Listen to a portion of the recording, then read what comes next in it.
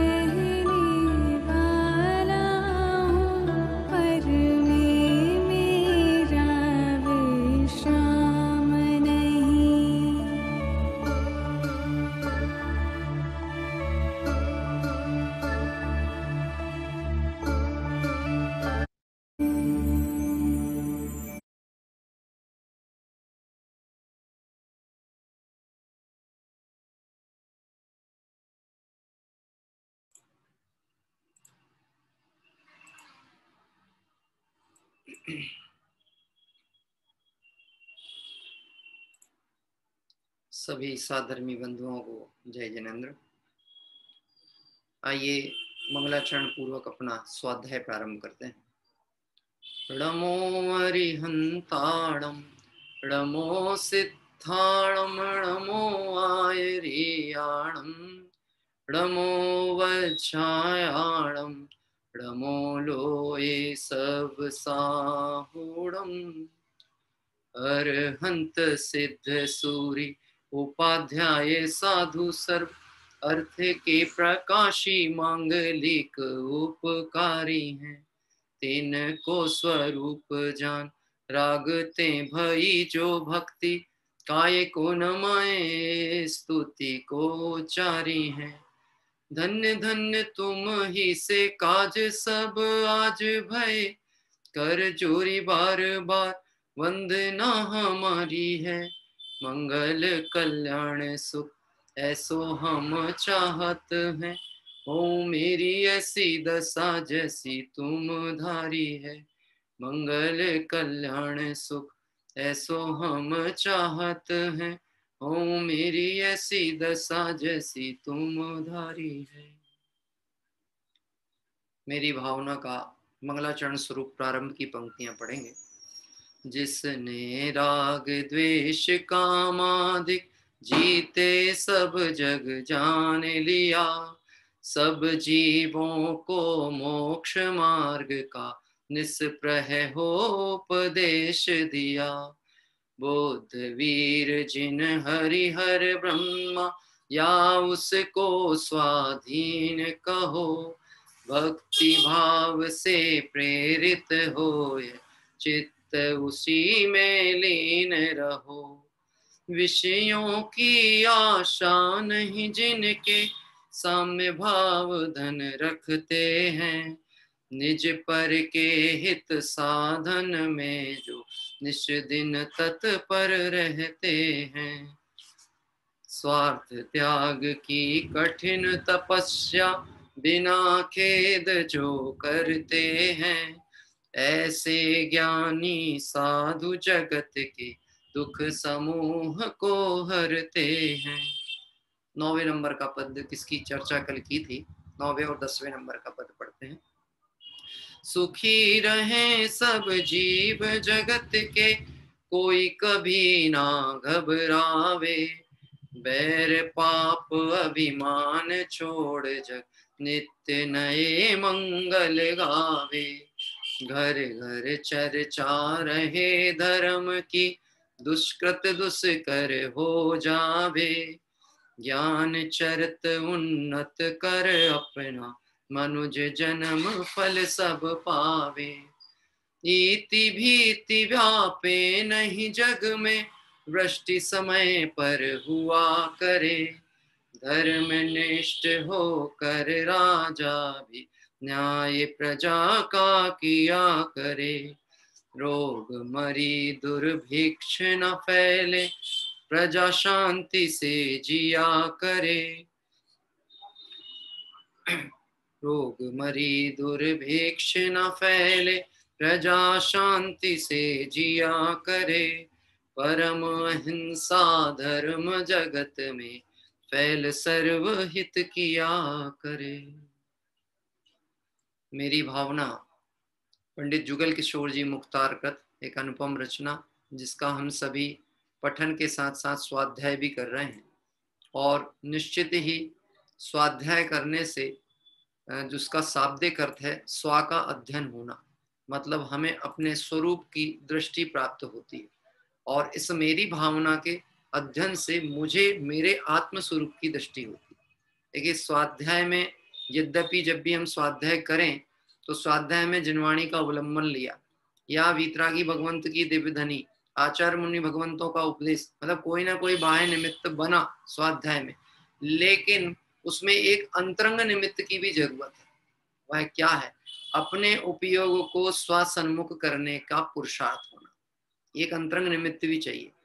अब बात आती है कि स्वाध्याय करने से मेरी भावना का क्या संबंध है, तो इसमें बिल्कुल निश्चित समझ लेना कि स्वाध्याय करने में लक्ष्य यदि स्वापे है तो अपनी भावना पुष्ट होगी, अपना लक्ष्य तय होगा। और यदि स्वाध्याय करने में बहिर्मुख वृत्ति पड़ी हुई है, जैसा कि आप सभी को यदि स्मरण में हो, हमने जब अपनी कक्षा प्रारंभ की थी आज से लगभग 4-5 महीने पहले, तो उस समय बीच में अपन ने 1-2 प्रतिज्ञाएं अंगीकार की थी। आत्मार्थी की प्रतिज्ञा क्या होती है, मैं आपको एक बार स्मरण कराता हूं तो आपको वो बात ख्याल में आ जाएगी। और उस आत्मार्थी की प्रतिज्ञा में मैंने एक प्रतिज्ञा ली थी, मुझे इस पर्याय में अपने आत्मा का कल्याण करना ही है।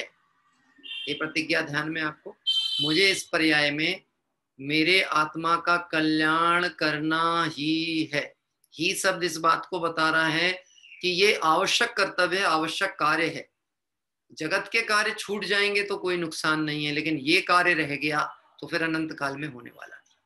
क्या कह रहे हैं? इसलिए पहली प्रतिज्ञा आत्मार्थी की, स्वाध्याय करने वाले जीव की पहली प्रतिज्ञा, जिसे अपनी भावनाओं को फलीभूत करना हो, जिसे भावना का सम्यक फल चाहिए हो, उसको ये प्रतिज्ञा अंगीकार करनी पड़ेगी। क्या है प्रतिज्ञा?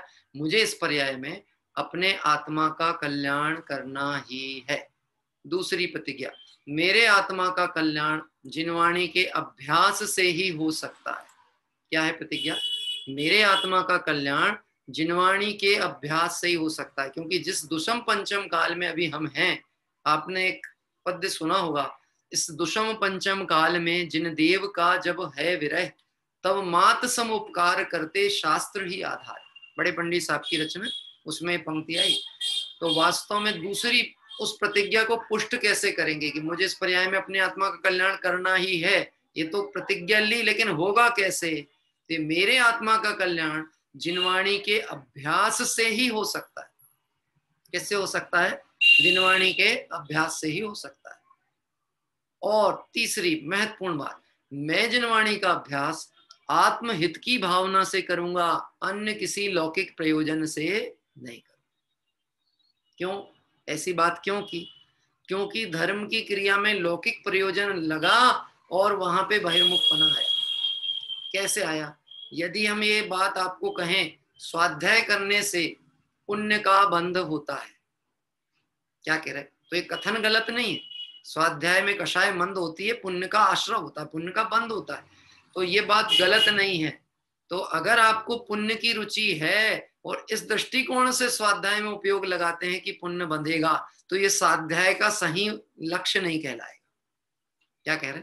यद्यपि स्वाध्याय में पुण्य बंधेगा, लेकिन पुण्य के बंध के लिए नहीं है, सर्व प्रकार के आश्रव कर्मों से रहित होने की भावना के लिए स्वाध्याय। बात ख्याल में पड़ती है? हाँ, कठिन तो कुछ भी नहीं है। अपनी बात कठिन कैसे लग सकती है? क्या कह रहे हैं? मैंने पहले भी कहा, अपने जेब से पैसा निकालना सरल काम है कि दूसरे के जेब से? क्यों साहब महेंद्र जी? हाँ, अपने जेब का सरल है कि दूसरे के जेब का सरल है? तो बोले डिपेंडिंग ऑन पर्सन, व्यक्ति पे ऊपर डिपेंड करता है कि वो है कौन। मतलब ये कहना चाहते हैं साहूकार है तो अपने जेब से निकालना सरल है, और चोर है तो दूसरे की जेब से निकालना सरल। जिसे अपना सुख अपने में दिखता है उसे बाहर कहीं झांकने की जरूरत नहीं, और जिसे सुख नहीं दिख रहा अंदर में, वो पांच इंद्रिय में, पर पदार्थों में, बाहर के कर्म के उदय में सुख की खोज करने में भागता है। हम पुण्य की प्राप्ति के लिए स्वाध्याय नहीं करते, अपितु सर्व कर्मों से रहित होकर के स्वभाव की प्राप्ति के लिए स्वाध्याय करते हैं। बात ख्याल में आ रही? ये बात इसलिए कही भूमिका में, मेरी भावनाएं फलीभूत कैसे होंगी? जो अब हम भावना पढ़ेंगे, स्वाध्यायी की भावना ही वास्तव में सार रूप में निकल के आएंगी प्रकट में, क्योंकि उसने लक्ष्य अपना बना लिया। अब जिसका अंतरंगमुख लक्ष्य है, यदि उसके विचार चिंतन चलेंगे, जिसे अपनी आत्मा प्रिय है और जिसने भगवान की वाणी से निर्णय किया कि सभी जीव जो भी हैं सभी आत्माएं हैं, तो सबके प्रति परिणाम कैसा होगा? जैसा अपने प्रति प्रेम भाव है ऐसा सबके प्रति प्रेम भाव, क्योंकि एक ही जाति है ना। भगवान ने तो कोई भेद देखा नहीं, केवल ज्ञान में तो जीव को जीव रूपी देखा गया, अनंत गुणमय देखा गया। जब इस लक्ष्य से देखेगा तो फिर ये भावना निकलेगी, सुखी रहे सब जीव जगत के, कोई कभी ना घबरावे। कल ये चर्चा की थी, उस बात को और पुष्ट करने के लिए अपन ये बात कहते हैं। ये बात तभी प्रकट होगी जब आत्मार्थ की भावना हो जाए। सुखी रहें सब जीव जगत की। सब जीव का मतलब कौन? मेरा जीव को तो मुझे सुखी करना ही है, लेकिन कोई भी जीव जगत का जो दृष्टिगोचर है, प्रत्यक्ष है, अप्रत्यक्ष है, क्षेत्रवगाह के अंदर है, नहीं है, इससे कोई मतलब नहीं। अरे केवल ज्ञानी के ज्ञान में जो अनंत जीव झलके सब सुखी हो जाए। आप समझ सकते हो? इस भावना के बल पे हमने केवल ज्ञान का उपयोग कर लिया। कैसे? अरे केवल ज्ञानी के ज्ञान में जितने अनंत जीव झलके, उन अनंत जीवों के प्रति भावना वाली सब सुखी हो जाए, यानी हमने केवल ज्ञान का उपयोग करके देख लिया। हाँ, बात ख्याल में आती है? तो ये जो आनंद आता है ऐसा विचार करने में, अरे हम भगवान के ज्ञान का प्रयोग हमारे में होता है, भगवान के ज्ञान का नहीं। बहन श्री के वचनामृत में तो बात आती है, अरे इस ध्रुव ज्ञायक स्वभाव की तलेटी में तो केवल ज्ञान पड़ा हुआ है। क्या पड़ा है? इस शुद्धात्म ज्ञायक स्वभाव की तलहटी में केवल ज्ञान पड़ा हुआ है, बाहर से नहीं आता। सम्यक दर्शन कहाँ से आता है? कहाँ से आता है? मैं इसलिए प्रश्न पूछता हूं क्योंकि मैं एक बार इस दोराहे से गुजर चुका हूं। जब मैं 8th 9th 10th में था तो मैंने कभी बीच में कक्षा में कहा भी हो तो कोई बड़ी बात नहीं, तो मैंने एक ऐसे दौर से गुजरा कि ये बात सुन तो ली, सम्यक दर्शन नहीं होगा तो मनुष्य पर्याय सार्थक नहीं है, अनंत भाव पड़े हुए हैं, और ये मनुष्य पर्याय में यदि सम्यक दर्शन नहीं हुआ और छूट गई तो समझ लीजिए अनंत सागर में परिभ्रमण करना पड़ेगा। तो इतना तो बात लगती ना, पाठशाला में पढ़ी है, भगवान की वाणी सुनी है, किसी ज्ञानी से सुनी, बात तो सच है, भले कितनी अप्लाई हो रही अलग बात, लेकिन सच है ऐसा लगता था। वो मन ही मन ऐसा लगता था, सम्यक दर्शन कैसे होगा, सम्यक दर्शन कैसे होगा। अच्छा सम्यक दर्शन हो जाएगा तो फिर कैसा फील करते होंगे, कैसी फीलिंग आएगी, ऐसा प्रश्न आपको आता है? मैं अपना बताता हूँ, मैं उस समय क्या इमेजिनेशन करता था, क्योंकि एक उम्र के पड़ाव में कई चीजें देखने सुनने सीखने मिलती हैं। तो उस समय ऐसा होता था, उस समय वीडियो गेम चलते थे, वीडियो गेम, तो वो टीवी वाले वीडियो गेम, आप बच्चे लोग तो जानते हैं, बड़े लोगों को भी पता होगा, टीवी वाले वीडियो गेम आते थे। उनमें कुछ गेम ऐसे देखते थे जो हमने खेले हैं, तो उन गेमों में ऐसा होता था, किसी प्लेयर को कोई पावर मिल जाए तो वो थोड़ा एक्स्ट्रा ऑर्डिनरी काम करने लगता था। पावर का मतलब है उसके सर के ऊपर एक मधुमक्खी उड़ने लगती थी, नाम तो भूल गया, कोई गेम था ऐसा। तो जैसे ही वो मधुमक्खी उसके सर के ऊपर आई, अब उसकी कोई बाधाएं नहीं रोक सकती, अब वो भागता जाएगा रास्ते की तरफ, कोई नहीं रोक पाएगा, तेजी से वो भागेगा। बात ख्याल में? मैं सोचता था सम्यक दर्शन मतलब कोई ऐसी चीज है जो बाहर से आकर के एक्स्ट्रा पावर दे देगी। क्या कह रहे हैं? तो फिर दृष्टि कहाँ जाएगी सम्यक दर्शन के लिए? अंदर की बाहर? कहाँ जाएगी? बाहर। जब सोच ही बाहर से प्राप्त करने की तो बाहर ही जाएगी। गजब की बात है। आत्मा महान है इसलिए सम्यक दर्शन होता है, कि सम्यक दर्शन होता है इसलिए आत्मा महान। बात ध्यान से सुनना, आत्मा महान है इसलिए उसमें सम्यक दर्शन की पर्याय प्रकट हुई है, कि सम्यक दर्शन हुआ है इसलिए आत्मा महान हुआ है। अरे इस आत्मा में तो सम्यक दर्शन जैसे अनंत गुण पड़े हुए हैं। क्या कह रहे हैं? ये तो एक गुण की बात, जब एक रतन अनमोल है तो रत्नाकर कैसा होगा? महिमा रत्नाकर की आनी चाहिए, तू रतन के चक्कर में रत्नाकर को भूल जाता है। हाँ, गुरुदेव श्री के पढ़ो आप प्रवचन और सारे विषय तो आपको बहुत स्पष्ट होंगे। हाँ, कभी नींद ना आए ना तो जागने की कोशिश करना चाहिए। बोले साहब कैसी बात करते हो, नींद ना आए तो सोने की कोशिश करना चाहिए, आप कहते जागने की कोशिश करना चाहिए। हाँ, जागने की कोशिश करना चाहिए। मुझे कल रात्रि में नींद ही नहीं आई, और मुश्किल से 1-2 घंटे की नींद आई और फिर नहीं आई। 1 बजे सोया, 2:30 बजे उठ गया और फिर नींद ही नहीं आ रही। बदल लिए, थोड़ी बहुत करवट बदल लिए, फिर बैठ के ब्रह्मकार मंत्र पढ़ लिए, फिर थोड़ा सा चिंतन मनन कर लिए, अब आएगी नींद, नहीं आई। उठे और नीचे अपने स्वाध्याय कक्ष में आकर के बैठ गए। सोचा कि कुछ अपना यही काम किया जाए, तो चालू किया काम करना। तो करते करते करते गुरुदेव की ज्ञान गोष्ठी हाथ में लगी, तो वो पढ़ना चालू की, और वो पढ़ना चालू की तो बस फिर वो ध्यान ही नहीं रहा कि कब 6:30 बज गए। तो उपयोग को लगाया तो बोलो सोए कि जागे।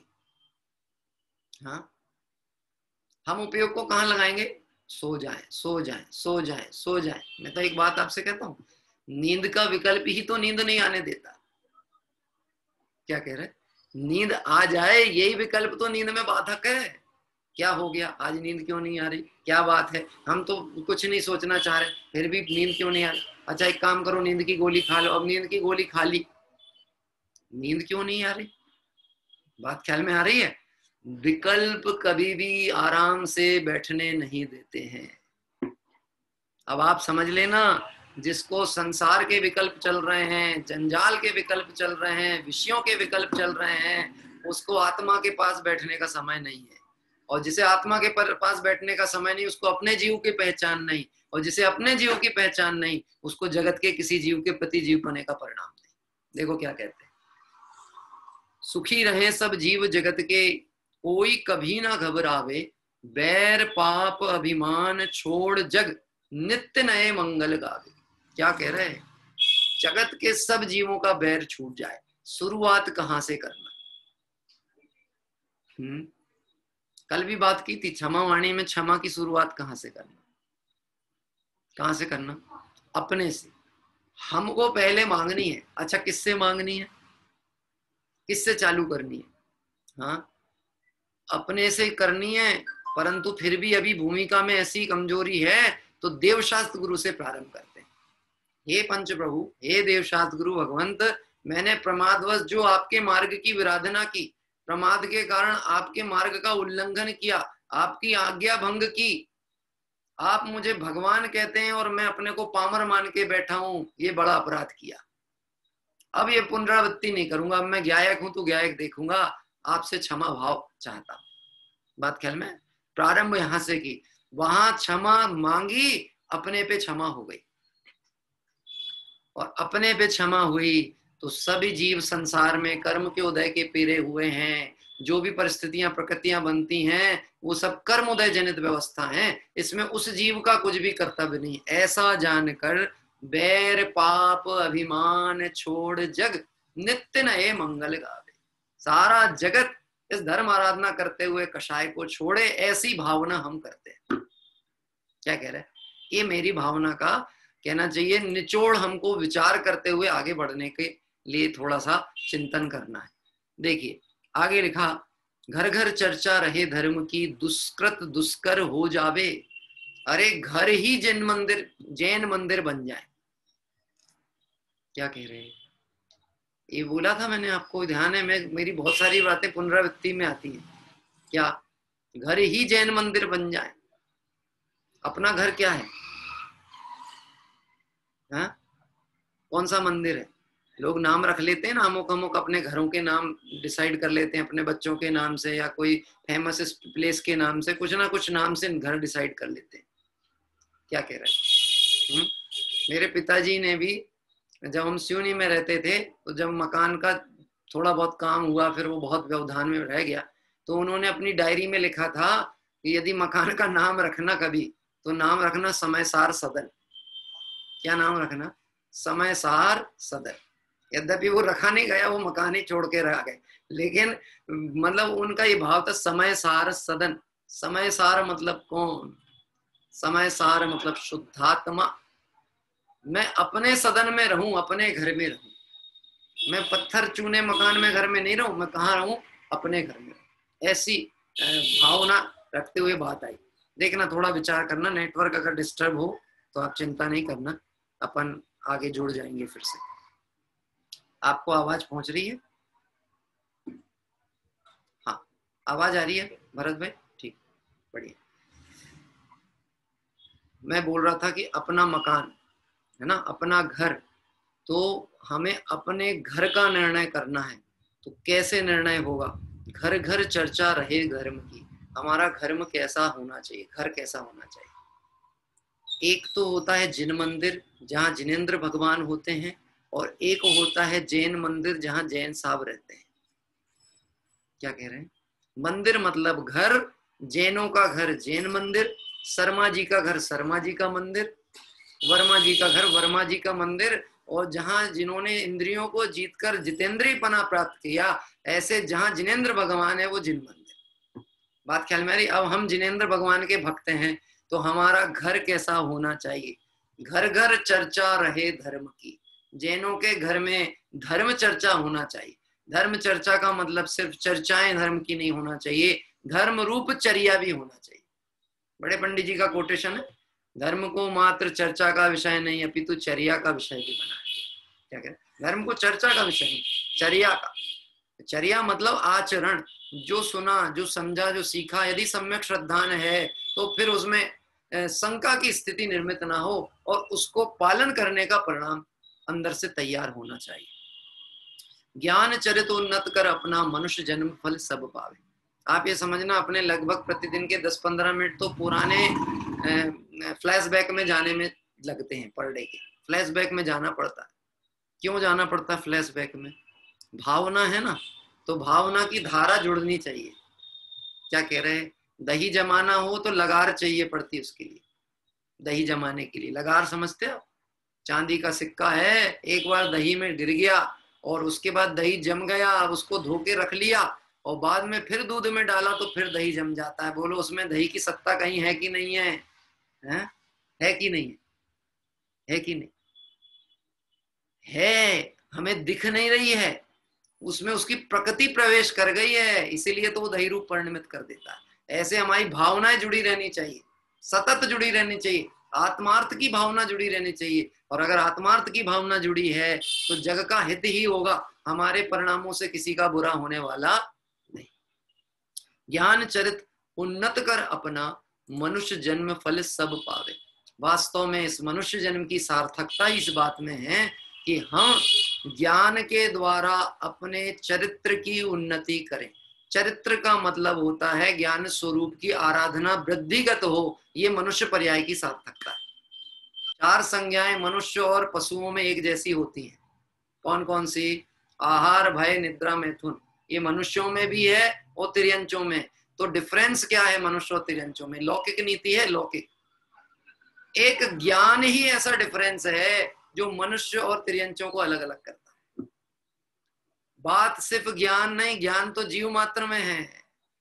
हाँ, यहाँ पे ज्ञान का प्रयोग, ज्ञान चरित उन्नत कर अपना, ज्ञान के प्रयोग से जीवन की उद्धार होना, जीवन का समाल होना, दृष्टि का परिवर्तन होना, ये उन्नति कहलाता है।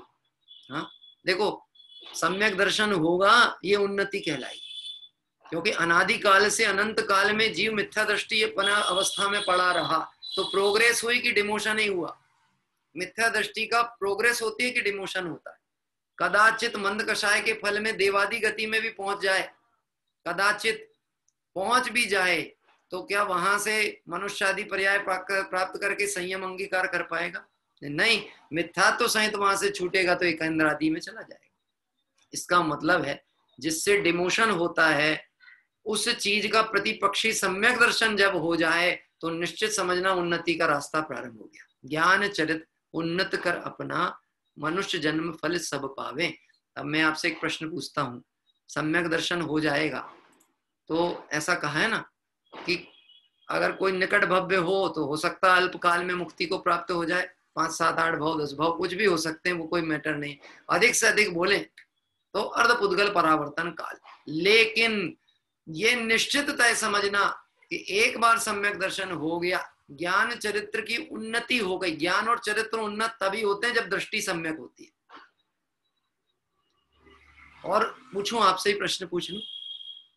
हाँ, अभी हमें जो ज्ञान है, यदि मिथ्यात्व के उदय के कारण हम 7 तत्व को 7 तत्व के सही नाम भी बोलते हैं, क्या बोलते हैं? जीव, अजीव, आश्रव, बंध, संवर, निद्रा, मोक्ष, ये हमने बोला, तो ये हमारा श्रद्धांत सम्यक है कि नहीं है? टोडरमल जी साहब ने लिखा मोक्ष मार्ग प्रकाशक, क्या कह रहे हैं? शब्द रूप ज्ञान तो है पर भाव भासना नहीं।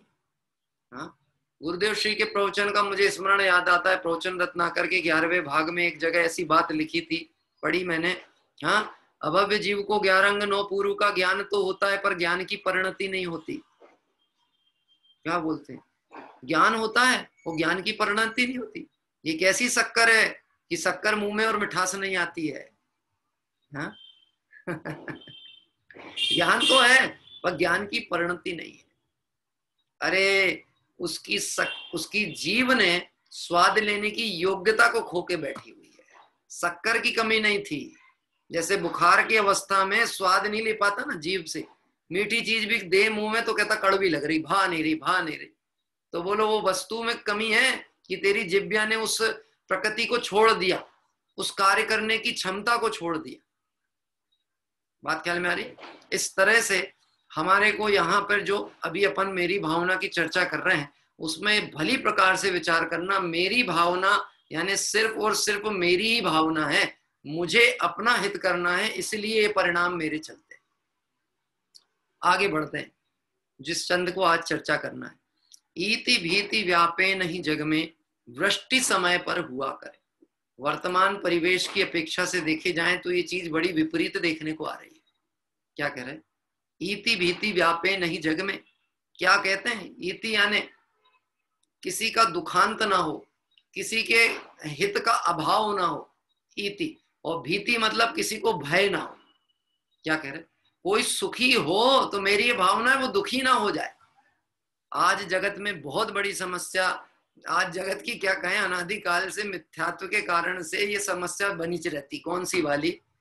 हम अपने सुख से सुखी नहीं है, दूसरे के सुख से दुखी हैं। ये प्रॉब्लम मनुष्य पर्याय की है, ऐसा ही नहीं है, देवगति में भी यही समस्या है। ये वैभव तो बहुत है लेकिन फिर भी दूसरे का देख देख के परेशान है, और वही चीज यहाँ पर भी परेशान कर रही है। क्या कह रहे? मैं आपसे प्रश्न पूछता हूँ, कदाचित आपने 2-4 ग्रंथों का स्वाध्याय किया हो और मैंने 5-10 ग्रंथों का स्वाध्याय किया, तो ज्ञान की अपेक्षा से बड़ा कौन है? बोलो। ऐसा कर दो, इशारा कर दो, क्या दिक्कत है? कर दो इशारा कि साहब आपने 10 पढ़े, हमने 5 पढ़े, तो आपका ही ज्यादा होगा, तो निश्चित बात है। हाँ, निश्चित बात है ना। अभी यहाँ विचार करके देखना, 10 पढ़े नहीं, 11 अंग 9 पूर्व का ज्ञान किया। क्या कह रहे हैं? तो भी ये होने पर भी कुछ भी नहीं किया। हाँ, बात चल रही इति भीति व्यापे नहीं जग में, इस जगत में किसी को दुख ना हो, है ना, उसके सुख का अंत ना हो, ऐसी भावना हम रख रहे हैं। पहली भावना, सुख का अंत ना हो। यद्यपि संसार में कोई सुखी नहीं हो सकता, लेकिन मेरी भावना यह है कि हर जीव सुखी हो जाए, जहां है जिस अवस्था में उसे सुख की प्राप्ति हो जाए। सुख की प्राप्ति हो जाए मतलब उसे सही मार्ग मिल जाए। क्या कह रहे हैं? और भीति मतलब किसी भी प्रकार का भय किसी जीव को ना हो। इति भीति व्यापे नहीं जग में, वृष्टि समय पर हुआ करे। बारिश होती ना, बारिश ये समय पे हो, ऐसी हम भावना करते हैं। यानी प्रकृति अपने समय अनुसार प्रवर्तन करे। क्योंकि आप ये समझ लेना, प्रकृति जब भी समय अनुसार प्रवर्तन नहीं करती है तो संसार में रोग और व्याधियां बढ़ती हैं। आपने देखा होगा मौसम चेंज होते हैं, और अगर वो बे टाइम चेंज होंगे तो बीमारियां होंगी। गर्मी के दिन में बारिश हो जाएगी तो खतरा ही खतरा है। क्या कह रहे हैं? देखा आपने? तो ये कहते हैं प्रकृति समय अनुसार प्रवर्तन करे, ऐसी हमारी भावना है। लेकिन आज अगर हम लौकिक दृष्टि से देखें तो भौतिकवादिता की चाह में और भौतिक संसाधनों के प्रयोग के कारण जीव ने प्रकृति का संतुलन को बिगाड़ दिया, प्राकृतिक संतुलन बिगाड़ दिया। किसकी बात चल रही? जैनों की कि अजैनों की? हाँ, बहुत अच्छा, हमारे रमेश जी साहब ने कहा हमारी। हाँ, नहीं तो जैन भी बोलो तो बहुत बड़ा समुदाय हो जाता है। क्या कह रहे हैं? सिर्फ हमारी अपनी जिम्मेदारी तय करने की बात है। हमने प्रकृति के संतुलन बिगाड़ने में क्या किया? आप ये समझ लेना, जो भी भौतिक संसाधन 5 इंद्रिय के साधन का प्रयोग हम कर रहे हैं, ये प्रकृति विरुद्ध है। दिगंबर मुनिराज प्रकृति के अनुकूल, प्रकृति अनुकूल, उनकी शरीर की प्रकृति अनुकूल हो जाती है। कैसे? जैसे मैं आपको एक लौकिक दृष्टांत दूं, आपको समझ में आएगा। हमने बचपन में पढ़ा था, जो बर्फीले प्रदेश होते हैं, पहाड़ हैं पर बर्फ है, जहाँ बर्फ होती है हिमालय साइड में, वहाँ जो पशु होते हैं उनके शरीर पर बहुत बड़े बड़े बाल होते हैं। जैसे भेड़ है तो बहुत बाल होंगे उसके से, इतने होंगे कि उसको बाहर की ठंडी का प्रकोप उसको प्रभावित नहीं करेगा। क्या कह रहे हैं? मैं आपसे प्रश्न पूछूं एक और इसी तारतम्य में, आप ठंडे पानी से नहाते हो कि गर्म से? बोलो, ठंडे से कि गर्म से? कि ठंड में तो नहाते हैं गर्म से और गर्मी में नहाते हैं ठंडे से। बात ख्याल में आ रहा है? ये दोनों ही जो प्रयोग है आयुर्वेद के हिसाब से प्रकृति विरुद्ध है। हमारे शरीर की प्रकृति तासीर ऐसी है जिसके अनुसार हमको एक समशीतोष्ण तरह के ही पानी का प्रयोग करना चाहिए स्नान आदि के लिए। लेकिन हम क्या करते हैं? प्रकृति विरुद्ध प्रवर्तन करते हैं। और बोले साहब सर्दी हो जाएगी। सर्दी उन्हीं को होती है जो प्रकृति विरुद्ध प्रवर्तन करते हैं, जिनका इम्यूनिटी पावर अच्छा डेवलप होता, उनको नहीं होती। क्या कह रहे हैं? इम्यूनिटी, अरे अपन अपने बच्चों की घर में थोड़े संपन्न परिवार हो, कितनी केयर, डस्ट में हाथ ना लग जाए, ऐसा ना हो वैसा ना, तो भी इन्फेक्शन ही हो रहा है। क्या कह रहे हैं? और एक फुटपाथ पे कोई परिवार पड़ा है, उसका बच्चा कोई धूल मिट्टी में खेल रहा है, वहीं का उठा के खा रहा, वो बड़ा होता जा रहा, ना उसको कोई इम्यूनिटी बूस्टर के इंजेक्शन लगे ना टीके लगे। अभी तो ऐसी स्थिति हो रही है, बच्चों का पैकेज जन्म से लेने से बड़े होते तक पिताजी के बाल सफेद कर दे, ऐसा इतना तो बजट है। हाँ, ठीक है, वैक्सीनेशन की बात आए तो वैक्सीनेशन प्राइवेट में चले जाओ आप, 5,000 4,000, वो काय के लिए? कोई ये बीमारी नहीं लगी, ये बीमारी नहीं लगी, ये बीमारी। मुझे अभी एक साधर्मी मिले थे जबलपुर में, वो बड़े है तो सीए, लेकिन उन्होंने अपने बच्चों का एक भी वैक्सीनेशन नहीं कराया, कोई भी वैक्सीनेशन, कुछ भी नहीं। हाँ, और उनको ये एडवाइस उनके ही किसी बहुत फेमस डॉक्टर ने दी थी कि क्यों कि प्राकृतिक व्यवस्थाएं सहज हैं और प्रकृति अनुसार प्रवर्तन करोगे तो आपको कभी भी कोई तकलीफ होने वाली नहीं। देखो मैं आपको मुनिराज के जीवन से एक घटना बताऊं, आपको समझ में आएगा। हम सभी सोते हैं तो कितनी देर सोते हैं प्रमोद भैया? एवरेज टाइम कितनी देर सोते हैं अपन? 6-7 घंटे तो सोते होगे ना? हाँ, 6 घंटे, कम से कम 6 घंटे। ठीक है, कहाँ सोते हो? चटाई पे, जमीन पे, पलंग पे, कि गद्दे के ऊपर, डनलप के ऊपर? कहाँ सोते? बोलो कहाँ सोते? तो बोले साहब डनलप। अच्छा, कितने इंची का है डनलप आपका? ये 3 इंच का कि 4 इंच का, 6 इंच का? किसी दिन मैं गया अपने एक साधर्मी की दुकान पे, तो मुझे ऐसा लगा ये 3-4 जोड़ करके रखेगा, ये तो ना मोटा दिख रहा था, ऐसा मोटा। तो मैंने कहा ये क्या 3-4 पीस है? बोले नहीं, एक ही पीस है। मैंने कहा ये तो कोई ऐसा लग रहा है जैसे सुकुमाल को सुलाने के लिए बनाया गया हो। क्या कह रहे हैं? हाँ? अब आप विचार करना, प्रकृति विरुद्ध प्रवर्तन कैसा। दिगंबर मुनिराज पथरीली भूमि पर, जमीन के ऊपर एक करवट सोते हैं, और जमीन में ग्रेविटी पावर होता है जो हमारे शरीर में, कहना चाहिए थकान उत्पन्न हुई है, शारीरिक श्रम से थकान हुई है, वो ग्रेविटी पावर उसको खींच लेता है। इसलिए मुनिराज को ज्यादा आराम करने की जरूरत है नहीं। और कोई 8 घंटे भी सो रहा है और सूरज उग गया और उसकी नींद ही पूरी नहीं हो रही, क्यों नहीं हो रही? क्योंकि तेरा जीवन प्रकृति विरुद्ध चल रहा है। एक कोई अंग्रेजी राइटर ने जैन मुनियों का जो स्वरूप चित्रण किया उसकी पुस्तक में, उसमें उसने, जैन मुनि का नहीं, उसने लिखा बैक टू नेचर, प्रकृति की ओर वापस लौटे, और उसमें जैन मुनियों के आदर्श उदाहरण प्रस्तुत किए कि देखो नेचर के साथ में कैसा तालमेल करना। विषय यहां से उठाया जो थोड़ा लंबा हो गया। क्या कह रहे हैं? वृष्टि समय पर हुआ करे। हाँ, समय पे हर काम अच्छा लगता है, बेटाइम काम हो तो बड़ी तकलीफ होती है। हाँ, लेकिन प्राकृतिक संतुलन बिगड़ गया तो हमको क्या करना कि बोले हम कर तो कुछ नहीं सकते, पर भावना तो भा सकते हैं कि नहीं भा सकते? और कर भी क्या सकते हो आप? ऑपरेशन किसी का चल रहा हो अंदर ऑपरेशन थिएटर पे, तो आप क्या कर सकते बताओ? अगर आप बार बार डॉक्टर को परेशान करो कि डॉक्टर साहब क्या पोजीशन है, क्या पोजीशन है, क्या पोजीशन है, तो ये कहेगा बहुत बुरी पोजीशन है और अब मत पूछना इसके बाद। हाँ, वो कहता है कि शांति से पड़े रहने दो, हमको अपना काम करने दो, जो होगा तुमको पता लगेगा। तो बोले क्या करो कि तुम बैठ के भावनाएं भाव बाहर। हाँ, तो अपन कर क्या सकते हैं? यही कर सकते हैं कि हम भावनाएं भाएं। और गजब की बात है, भावना भाने का मतलब कोई छोटी बात नहीं होती है। भावनाएं भवनाशनी होती है। क्या कह रहा है? भावनाएं भवनाशनी होती हैं। बहन श्री के वचनामृत में बात आई ना, यदि भावना के अनुसार फल की प्राप्ति ना हो तो 14 ब्रह्मांड को शून्य होना पड़ेगा। क्या कह रहे? होती है, ये भावना का बल है। देखो मैं बात कहता हूं, धर्मनिष्ठ होकर राजा भी न्याय प्रजा का किया करें, प्राकृतिक संतुलन हो, ऐसी हमारी भावना है। और राजा भी कैसे हो? यद्यपि अब तो राजतंत्र नहीं रहा, राजतंत्र पहले होता था जो राजा ही सर्वोपरि होते थे। तो आज प्रजातंत्र है, तो प्रजातंत्र का राजा कौन कहलाएगा? प्रजातंत्र का राजा कौन कहलाएगा? ये तो लौकिक प्रश्न है। भारत का राजा कौन है बताओ? अरे अभी वर्तमान का ये तो जनरल नॉलेज का प्रश्न है, कोई बच्चा बता सकता है? बोलो कोई बताएगा? भारत का राजा कौन है अभी प्रजातंत्र का? हाँ, हमारे भिलाई वाले बच्चों में बताएंगे। प्रमोद जी की बेटी ने हाथ उठाई, बोलो बेटा, माइक अनम्यूट करो। नरेंद्र मोदी। अच्छा, बहुत बढ़िया। तो इन्होंने बताया कि राजा जो है वो नरेंद्र मोदी है। तो क्या कह रहे हैं मालूम? क्या भावना भा रहे हैं?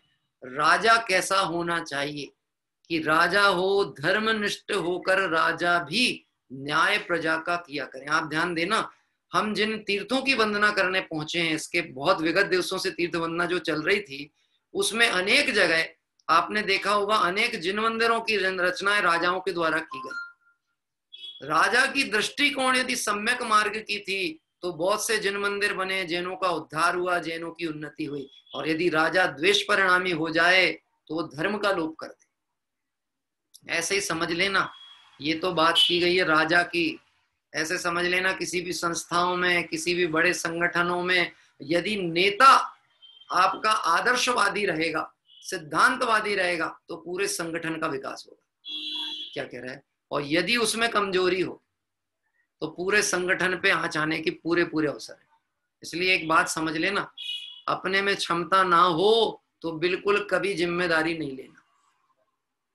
अपने में क्षमता और योग्यता ना हो।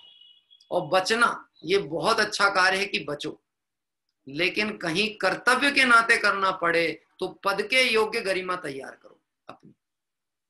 क्या कह रहे, पद के योग्य गरिमा। मैं आपको याद होगा, मैं तो सिर्फ सुना हुआ बात कह पाता हूं, आप लोगों ने तो कितने लोगों ने प्रत्यक्ष देखा होगा। गुरुदेव श्री की सभा में अनेक बड़े ग्रंथों के अध्येता विद्वान बैठा करते थे। अध्येता विद्वान यानी कदाचित ये भी हो सकता है कि गुरुदेव से भी ज्यादा किसी का पूर्व से अध्ययन रहा हो, विषय विशेषज्ञ रहते थे, धवला आदि के विशेषज्ञ रहते थे। जो खानिया तत्व चर्चा हुई ना, खानिया तत्व चर्चा पंडित फूलचंद जी सिद्धांत शास्त्री ने जो की थी, गुरुदेव उनकी धाक मानते थे। ये धवला के हाथ कोई नहीं पकड़ सकता फूलचंद जी जैसा। क्या कह रहे हैं? तो ऐसे विद्वान होते थे। परंतु गजब की बात है, गुरुदेव का ऐसा पुण्य प्रताप था कि विद्वान भी उनके साथ बैठ करके बड़े वात्सल्य से स्वाध्याय करते थे। और गुरुदेव भी उनका पूरा पूरा उपयोग करते थे, पूछते भी थे, कोई बात है तो स्पष्ट भी करते थे, प्रामाणिकता के ऊपर आधार भी तय कराते थे। तो जैसा राजा होगा वैसी प्रजा होगी। तो यहाँ पे भावना क्या की गई, धर्मनिष्ठ होकर राजा भी। इसी में एक और चीज याद आ गई, अपने घर के राजा कौन है बताओ? अभी यहाँ पे कोई राजा लोग बैठे हैं क्या? अपने अपने घर के राजा बैठे हैं क्या? 1 2 4 5 हैं? अच्छा, रानी भी बैठी हो तो रानियां भी हाथ उठाओ, क्या तकलीफ है हमको? राजा नहीं है क्योंकि राजा राज्य कार्यों में लगे हुए हैं, तो रानी ही सही है। तो आप ये समझ लेना, राजा जैसे होंगे घर के वैसे ही बच्चों के संस्कार होंगे, वैसे ही बच्चों का माहौल होगा। माता जैसे होंगी, पिता जैसे होंगे, दादाजी जैसे होंगे, वो प्रभाव उन पे पड़े बिना रहेगा नहीं। हमें बच्चों की कमी और दोष देखने के पहले अपना अन्वेषण करना बहुत आवश्यक। क्या कह रहे हैं? हमारे जीवन वृत्त को देखकर उन्हें धर्म करने का परिणाम बनता भी है और बिगड़ता भी है, दोनों ही बात निश्चित करना। क्योंकि कई बार ऐसा प्रश्न आता है, अभी बीच में भी कुछ बहन ने मुझसे ऐसा प्रश्न पूछा था, और 1 2 जन ने और कहा था हमें चर्चा करनी है, लेकिन हो नहीं पाई समय अभाव से जो भी। तो उन्होंने ये प्रश्न समस्या अपनी रखी, हमारा बच्चा हमारी बिल्कुल नहीं मानता, बिल्कुल नहीं मानता, हमें बताने में भी दुख है लेकिन अब क्या करें, बिल्कुल नहीं मानता है भाई। क्या कह रहे हैं? हाँ, और वो बोले ऐसे ऐसे तर्क करता है कि तुम इतना सुनती हो, तुमको कितना गुस्सा आता है, इसलिए हमको सुनना ही नहीं। हम क्या करेंगे सुन के, तुमको गुस्सा कितना आता है, क्या काम का तुम्हारा धर्म?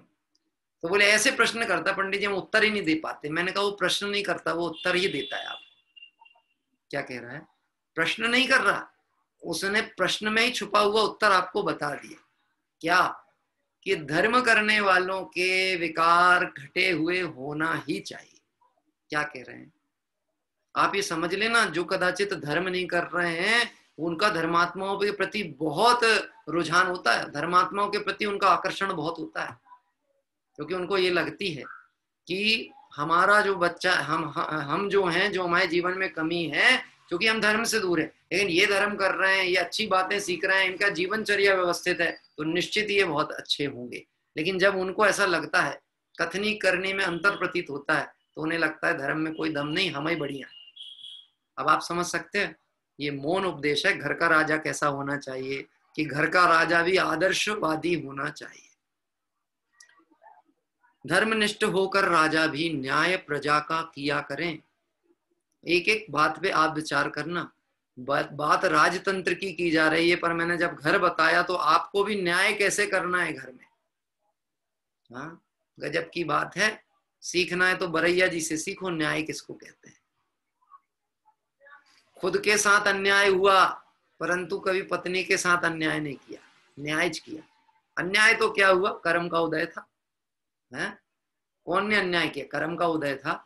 घटना तो ध्यान होगी, एक बार रात्रि में थोड़ा सा लेट हो गए स्वाध्याय से आने में, और हुक्का भरना भूल गए थे। हुक्का पीती थी उनकी पत्नी तो भूल गए, वो स्वाध्याय में पहुंच गए। तो एक दिन तो पहुंचे ही गई बीच स्वाध्याय सभा में, तो प्रवचन चल रहा, बीच प्रवचन में वो एकदम तमतमाती हुई पहुंची। हाँ, कुछ नहीं, बीच में स्वाध्याय को विराम लिया, जाकर के भर करके आ गए, और आके स्वाध्याय फिर से पूरा मंगलाचरण करके प्रारंभ कर दिया। अब जो लोग बैठे थे वो सोच रहे थे मैं आपसे प्रश्न पूछूं, लोगों की नजर में बरैया जी क्या कहलाते उस समय?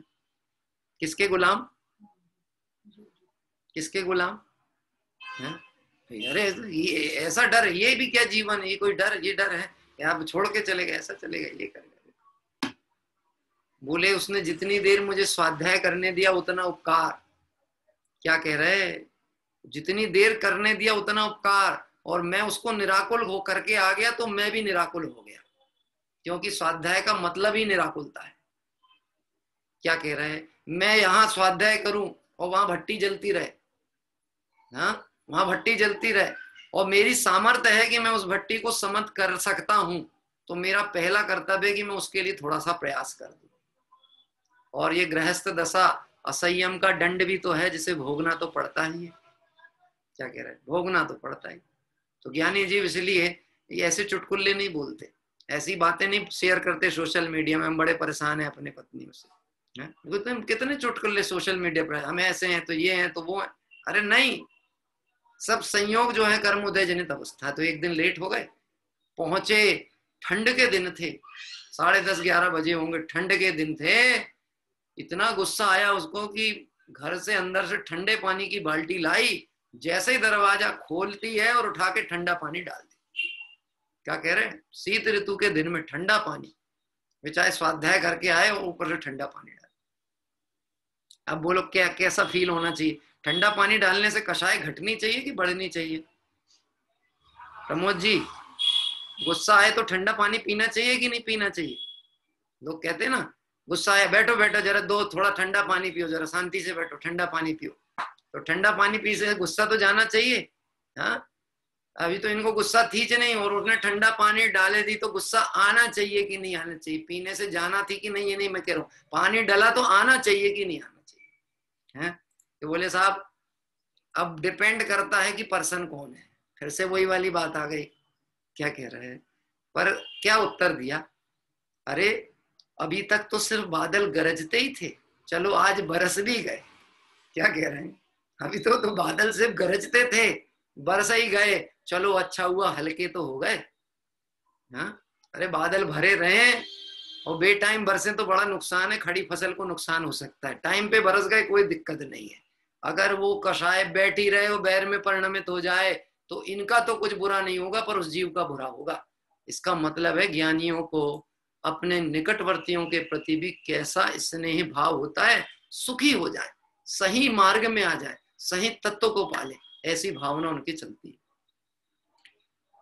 रोग मरी दुर्भिक्ष न फैले, प्रजा शांति से जिया करे। जिस काल में अभी हम बीत रहा है, कोरोना काल चल रहा है, रोग मरी, मरी मतलब होता है प्लेग, और एक बहुत पुरानी बीमारी है प्लेग जो हो जाता ना। प्लेग आपने सुना होगा, पहले सूरत में भी एक बार बहुत बड़ी प्लेग की बीमारी फैली थी। हाँ, तो ऐसी महामारियां, महावादियां जो बहुत जीवों को कष्ट दें, बहुत जीवों के मरण का कारण हो, हे प्रभु ऐसी व्याधियां ना। बात ख्याल में? अभी ये मेरी भावना का पाठ करते करते हम विश्व शांति यज्ञ भी साथ में कर रहे हैं। यज्ञ का मतलब यज्ञ नहीं, यज्ञ का मतलब होता पूजन। अभी हम मेरी भावना पढ़ते पढ़ते विश्व शांति भावना चल रही है। रोग मरी दुर्भिक्ष न फैले, प्रजा शांति से जिया करे। जगत में ऐसे रोग ना हो, ऐसे कष्ट ना हो, सब जीव सुखी हो जाए। हे प्रभु, देवशास्त्र गुरु से के प्रति हमारे ये परिणाम है कि हे प्रभु, आपके मार्ग को प्राप्त करके जीवों को ऐसे पुण्यादि की प्रकृति भी बंद है तो हमें कोई तकलीफ नहीं, जिसके उदय में उनके कष्ट मिट जाए।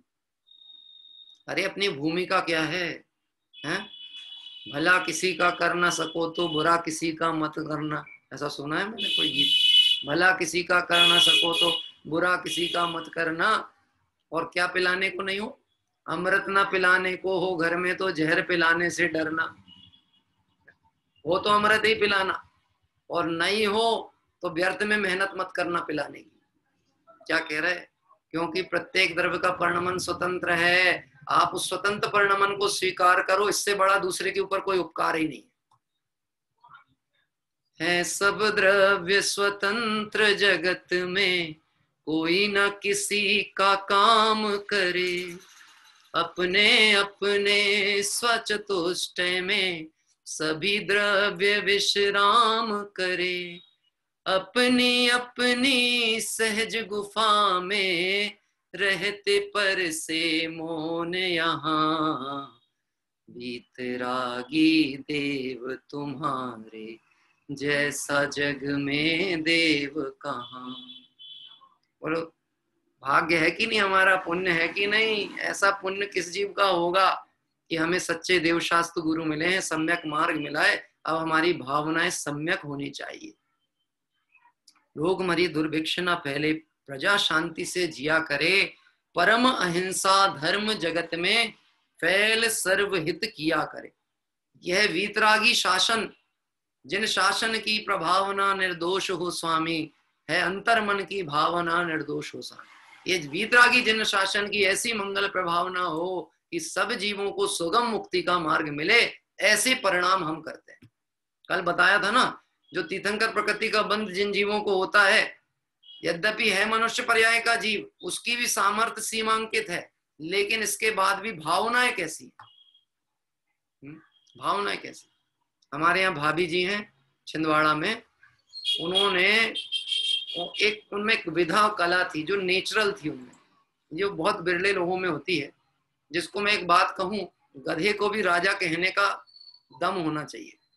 क्या कह रहे, मतलब कोई व्यक्ति महीने भर से मंदिर नहीं आया और एक दिन मंदिर में दिख जाए तो उसको इतना गले लगाती थी, इतनी प्रशंसा करती थी, और अगर उनके पास में 2 रुपया भी रखा होगा तो तुरंत निकाल के देंगी, बहुत राजा बेटा है, बहुत अच्छा है भैया, देखो ये मंदिर आया और बहुत संस्कारित है, कल भी आएगा, मालूम है कल भी आएगा, ऐसा बोलती थी।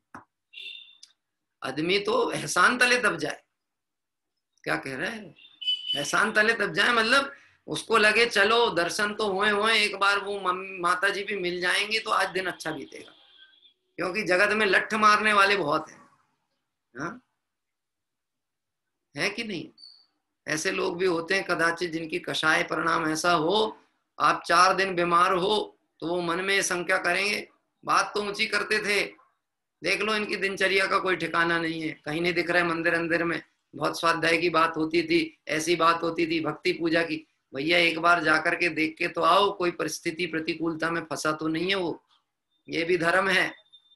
क्या कह रहे हैं, ये भी धर्म है, आपकी भूमिका के अनुसार का धर्म है, स्थितिकरण करना, वात्सल्य, ये धर्म है, ये धर्म के अंग हैं, सम्यक दृष्टि के 8 अंगों में इसकी चर्चा आती है। देखो लिखा, परम अहिंसा धर्म जगत में फैल सर्वहित किया करें।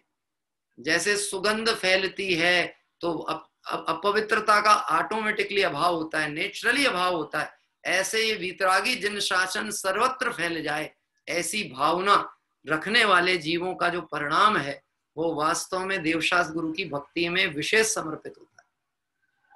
और उन पे समर्पित होने का मतलब ही है कि वो अपने आत्म पे समर्पित होता है। क्या कह रहे हैं, समय तो होने को आया, 2-3-4 मिनट हैं, कल अंतिम पद इसका पढ़ेंगे, आज नहीं ले रहे क्योंकि आज लेंगे तो विषय आगे बढ़ जाएगा, और कल करेंगे तो उसको शायद पूर्णता व्यवस्थित ले पाएंगे। लेकिन मेरी भावना के प्रसंग में मैं एक दृष्टांत देते हुए अपनी बात पूर्ण करता हूं। एक व्यक्ति को, ये मनुष्य पर्याय की जो है ना, हमें कीमत ख्याल में आनी चाहिए। जो हम भावनाओं को फल चाह रहे हैं तो हमें अपने पर्याय की कीमत ख्याल में आनी चाहिए। एक मनुष्य, एक व्यक्ति था, रेगिस्तान में फंस गया और दूर दूर तक कहीं पर भी उसको कहीं जल का एक कण नहीं दिख रहा, तीव्र प्यास से आकुल व्याकुल है। जहां देख रहा है सिर्फ चमकती हुई धूप में पानी तो दिखता है, लेकिन दौड़ लगाता है और पानी का कण भी नहीं मिलता, और ज्यों ज्यों दौड़ लगाता है त्यों त्यों आकुलता बढ़ती है, जिसको कहते हैं मृग तृष्णा, है ना। मृग तृष्णा के पीछे मुझको न मिली सुख की रेखा, बाबू युगल जी साहब ने जयमाला में डाली लाइन, मृग तृष्णा। ऐसी स्थिति उसकी हो रही थी, चारों तरफ देखता कहीं कुछ नहीं मिलता, लेकिन चमकती हुई रेत को देख के थोड़ी आशा होती शायद वहां होगा, जाता, पर वो दूर होती जाती और इसकी व्याकुलता बढ़ती जाती। हिम्मत किया, एक सूखा सा वृक्ष का तना उसको कहीं दिखा तो उसके ऊपर उसने चढ़ा कि शायद नीचे से नहीं दिख रहा, कहीं ऊपर चढ़ के देखूं तो कुछ तो दिखेगा। चढ़ा, पर वो वृक्ष तो बहुत सूख चुका था और खजूर का वृक्ष था, तो खजूर का वृक्ष तो कितना कांटे समझ लो उसमें, ऐसा रहता कि नुकीला रहेगा, चढ़ा तो भी लहूलुहान, मतलब और रक्त की धारा बहने लगी और घाव हो गए। परंतु ऊपर चढ़ते से उसे बहुत दूर कहीं कुछ हरे भरे वृक्ष दिखाई दिए। क्या कह रहे? हरे भरे वृक्ष दिखाई दिए। अब मैं आपसे प्रश्न पूछता हूं, ये दिखने पर उसे कुछ आशा की किरण दिखेगी कि नहीं दिखेगी? हाँ, दिखेगी कि नहीं दिखेगी? दिखेगी। देखी क्या आशा की किरण दिखी? हरित वृक्ष है, वनस्पति है, तो निश्चित ही पानी का स्रोत हो सकता है। दूर है लेकिन दिख गया, इतने में भी प्रसन्नता है। क्या कह रहे? अब बोलो, जो शरीर में थकान है उस थकान को देखेगा कि दौड़ लगाएगा? दौड़ लगाएगा। अभी तक की जो भी मैंने बात की, समझ लेना 4 गतियों में नरक, तिर्यंच आदि गति की अवस्था है जो वृक्षादि तक चढ़ा है। परंतु प्यास लगी थी, सुख की चाह थी, तो ऊपर चढ़ के देखा तो उसको मनुष्य गति के हरे भरे वृक्ष दिखे, और वह वृक्ष जैसे ही दिखे तो दौड़ लगाया। नरक में जिसने भावना भाई, मानुष तन को पाने की, वेश दिगंबर धारण करके मुक्ति श्री में जाने की। लेकिन देखो आज ये हालत ममता के दीवाने की, चेतन होकर जड़ द्रव्यों से कैसा नाता जोड़ लिया। एक अनजाने राही ने शिवपुर का मार्ग छोड़ दिया, ममता की पतवार न तोड़ी, आखिर को दम तोड़ दिया। अब मालूम क्या हुआ? दौड़ लगाया वृक्ष की तरफ, और दौड़ लगाया तो पहुंच गया। अकेले वृक्ष ने दिखे, सारे वृक्षों के बीच में एक बहुत ही बढ़िया सुंदर सा और भरा हुआ सरोवर दिखा, पानी का। ऐसा हो सकता है रेगिस्तान में सरोवर दिख जाए? 4 गति 84 लाख योनि में मनुष्य पर्याय प्राप्त होना, ये वही चीज थी। क्या कह रहे? अब करे क्या? प्यास लगी थी तो पानी पिएगा कि बाहर की दाह मिटाएगा, कि दोनों काम करेगा? है कि पहले पानी पिएगा कि छलांग लगाएगा? क्या करेगा? मैं आपसे प्रश्न पूछता हूँ, क्या करेगा? जिसको चिर प्यास लगी हुई हो तो वो पहले पात्र ढूंढेगा, पानी भर के पीऊंगा? अरे छलांग लगाएगा, पानी भी पीऊंगा और स्नान भी करूंगा। तो दोनों काम किए, करके बाहर निकला। बड़ी शीतलता का वेदन हुआ, थका हुआ तो था, तो लेट गया। क्या कह रहे? अब लेटे लेटे मन में विकल्प आया, भूख तो लगी है। ऐसा विकल्प आते ही फल फूल आ गई, पूरे 56 प्रकार के व्यंजन सामने आ गए। बड़ा आनंद आया, भोजन किया। अब खा लिया तो थकान तो थी, तो नींद आने लगी, तो सोता है। तो सोते में विचार आया, ऐसी पथरीली गर्म भूमि है, काश कोई बढ़िया बिस्तर मिल जाता और चैन से कुछ हवा आदि होती रहती तो कितना आनंद आता। बिस्तर भी लग गया और हवा भी होने लगी। अब बोलो उसका पुण्य फल रहा है कि नहीं फल रहा है? हाँ, अरे गजब का पुण्य ही पुण्य, पुण्य ही पुण्य। अब पुण्य में नींद आएगी कि नहीं आएगी? हाँ, आएगी कि नहीं आएगी? कैसी नींद आएगी? हल्की फुल्की कि गहरी? हाँ, कुत्ते की जैसी नींद आएगी कि कुंभकर्ण जैसी नींद आएगी? कुत्ते की नींद मतलब बताया था मैंने दृष्टांत, कुत्ता सोते हुए भी जागता रहता है, तब तो सही चौकीदारी कर पाता है। क्या कह रहे? सावधान रहता, जरा सी आहट में जाग जाता है। इतनी जागृतता अपनी होनी चाहिए। दिगंबर मुनिराज के लिए बताया है नींद कैसी लेते। क्या कह रहे? कैसी नींद होती है? अरे निद्रा काल में भी जागृत पड़े हुए। ध्यान से सुनना, मालूम क्या हुआ? वो हो गया, अभी सोते सोते स्वप्न देखता है। आहा, कितना मजा आ रहा, कितना आनंद आ रहा। परंतु ये आनंद छूट तो नहीं जाएगा। कहीं इस स्थान में कोई कोई व्याघ्र आदि, सिंह आदि तो नहीं है? क्या कह रहे? ऐसा सोच रहा था, और सोचते सोचते ऐसा ही हुआ कि एक सिंह आया। देख तो रहा था स्वप्न, और सही में सिंह आ गया। अब ये सिंह आ गया है तो स्वप्न में ही सोचता है खा तो नहीं लेगा मेरे को। तो सिंह ने खा लिया। बोले साहब समझ ही नहीं आई कहानी, क्या कहना चाह रहे हो? उसको ये बात ही नहीं समझ में आई, मैं कल्प वृक्ष के नीचे पड़ा हुआ था। क्या कह रहे हैं? उसको यही नहीं समझ में आया, मैं जो कल्पना कर रहा था वो मुझे प्राप्त हो रहा था। अगर मैं कुछ अच्छी भावनाएं भा लेता तो मेरा अच्छा काम हो जाता, पर अनादि संस्कार में आदत है कि संयोगों में फंस जाता है। पर्याय में फंस जाता है, भावनाओं के विपरीत काम करता है, धर्म विरुद्ध काम करता है, इसलिए अनंत संसार में परिभ्रमण करता है। मेरी भावना भवों का अभाव हो, ऐसी मंगल परिणाम सजाने के लिए है, अपने परिणामों का उद्धार करने के लिए इस भावना से विराम लेते हैं। आइए आज की जो हमारी भक्ति है, यद्यपि भक्ति आज जिनवाणी स्तुति लेने वाले हैं हमारे साधर्मी बंधु, तो मैं भक्ति की एक पंक्ति मैं ही बोल देता हूँ और उनको आमंत्रित करता हूँ ताकि जिनवाणी स्तुति होगी अपनी भाव प्रतिक्रमण के बाद में। हाँ,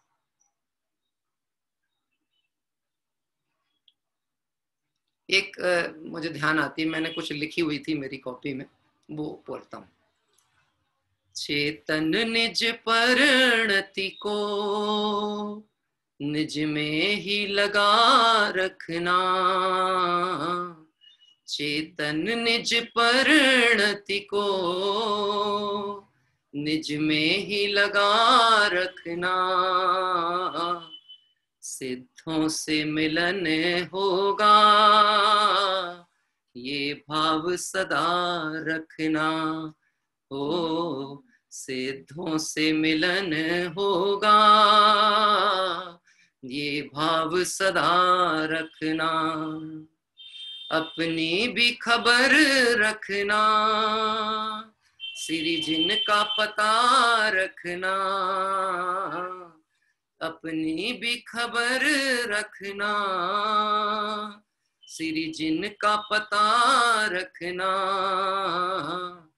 तू स्वयं सिद्ध भगवन दृष्टि में सदा रखना, हो तू स्वयं सिद्ध भगवन दृष्टि में सदा रखना। आइए भाव प्रतिक्रमण की ओर चलते हैं। हमारे रतन चंद जी साहब मुंबई वाले अभी तो शुरू में तो दिख रहे थे, मेरी आवाज पहुंच रही हो तो आपका वीडियो ऑन कर लीजिएगा जी। जिनवाणी स्तुति आपको, हाँ हाँ दिख गए साहब, ठीक है जी। आइए पहले हम भाव प्रतिक्रमण करते हैं, उसके उपरांत फिर आपके द्वारा हम सभी जिनवाणी स्तुति का पाठ करेंगे।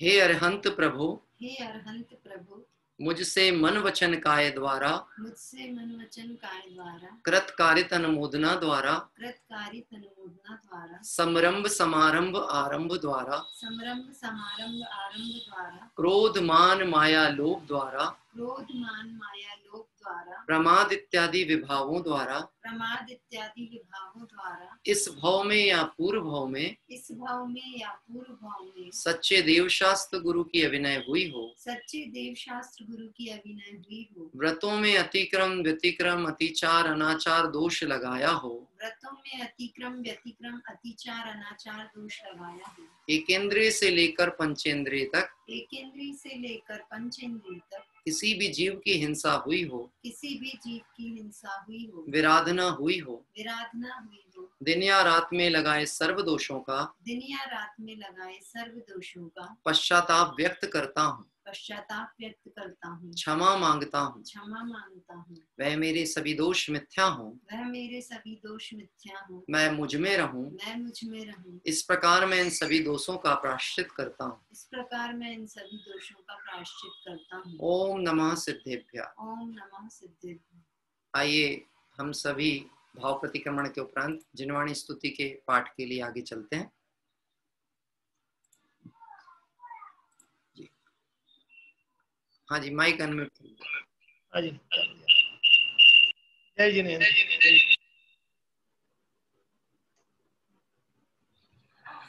सांची तो गंगा,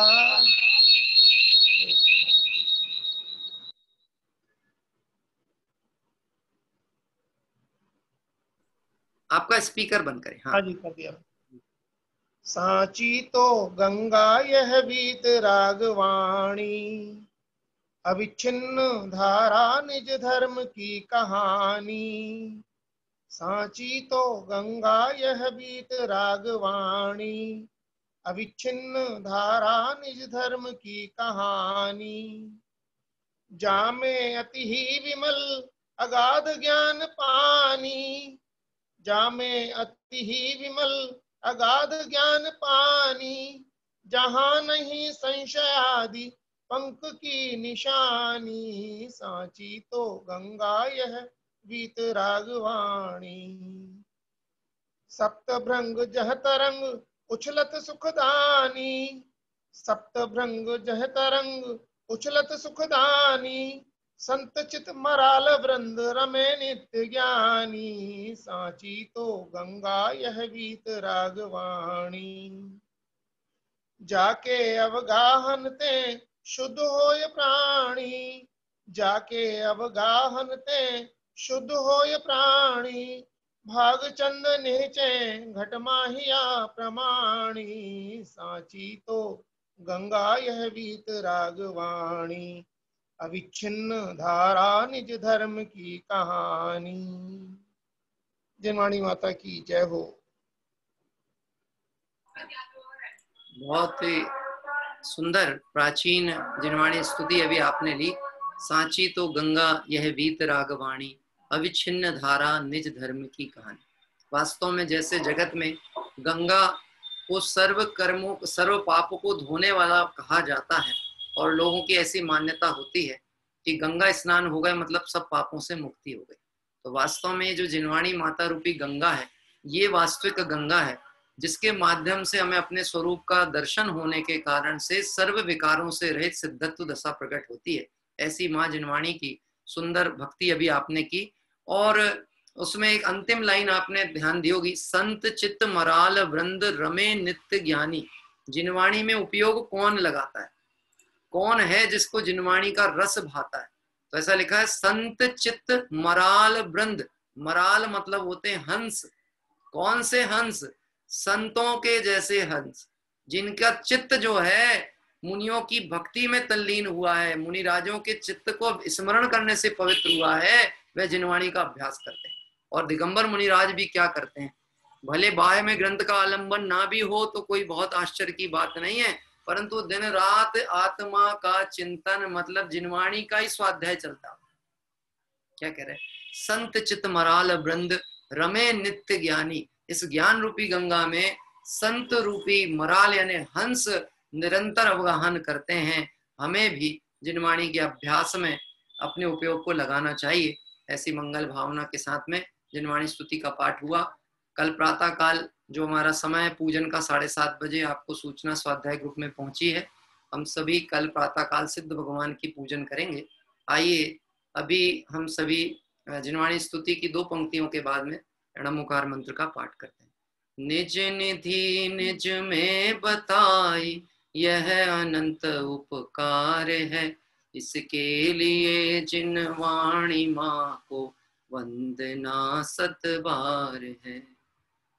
नमो अरिहंताणम नमो सिद्धाणम नमो आयर्याणम नमो वज्रायाणम नमो लोये सब साहूणम नमो अरिहंताणम नमो सिद्धाणम नमो आयर्याणम नमो वज्रायाणम नमो लोये सब साहूणम नमो अरिहंताणम नमो सिद्धाणम नमो आयर्याणम नमो वज्रायाणम नमो लोये सब साहूणम। जय बोले द्वादशांगमय जिनवाणी माता की जय हो। देवशास्त्र गुरु भगवान की जय हो। वीतरागी जैन शासन की जय। इस तरह से मेरी भावना का पाठ के अंतर्गत हम सभी ने आज 10वें पद का वांचन और स्वाध्याय किया है। कल 11वां पद जो कि इस मेरी भावना का अंतिम पद है उसकी चर्चा करेंगे। और आप सभी को मालूम है कि 10 लक्षण महापर्व बहुत ही निकट आ चुके हैं। मात्र समझ लीजिए कल का और परसों का 2 दिवस ही है। उसके बाद में तो 10 लक्षण धर्म का विशेष जो हमारा उत्साह भी होता है और आराधना पर्व है वो प्रारंभ हो जाएगा। निश्चित ही स्वाध्याय का क्रम तो विशेष उस समय बढ़ता ही है, लेकिन गृहस्थ की भूमिका के अनुसार जो श्रावक के व्रत आदि भी होते हैं हमें उसे भी बुद्धिपूर्वक अभ्यास में लाने का इससे सुअवसर कोई दूसरा नहीं होता। इसलिए अपनी सामर्थ्य अनुसार किसी भी क्रिया के खींचतान किए बिना और अपने परिणाम जिसमें बने सधे लगे और आकुलता ना हो ऐसे आराधना का परिणाम हमको प्रारंभ करना चाहिए, तो 10 लक्षण पर्व मनाना सार्थक होगा। और लगभग आपको जैसा विदित है प्रातःकालीन पूजन और गुरुदेव श्री के सीडीज के भी प्रसंग लगभग हैं जिसकी व्यवस्थाएं हैं, और साथ ही साथ में फिर 9 सवा 9 बजे से एक प्रवचन, दोपहर में 3 से 4 का एक प्रवचन जिसका शेड्यूल आपको पहुंचेगा, और रात्रि में भी 8:15 से 9:15 के आसपास का एक समय है जो फाइनल टाइम आपको मिलेगा। आपके नगरों में भी आमंत्रित विद्वान पहुंचे होंगे, और जहाँ पे भी जो व्यवस्था है आप उस संकुल से भी जुड़े हुए हों तो संकुल की व्यवस्था में जुड़ें। और इस बार तो ऑनलाइन में आपको सब तरफ से समझ लीजिए रास्ते हैं, जहां जैसी आपको सहज अनुकूलता बनती है आप उसका पूरा लाभ लें। ऐसी मंगल भावना से अभी की चर्चा को विराम लेते हैं। कल प्रातः काल हम सभी मंगल भगवंतों की पूजन के लिए और दर्शन के लिए पहुंचेंगे, और रात्रि में इस मेरी भावना की चर्चा को पूर्ण करेंगे। सभी साधर्मी बंधुओं को जय जिनेंद्र।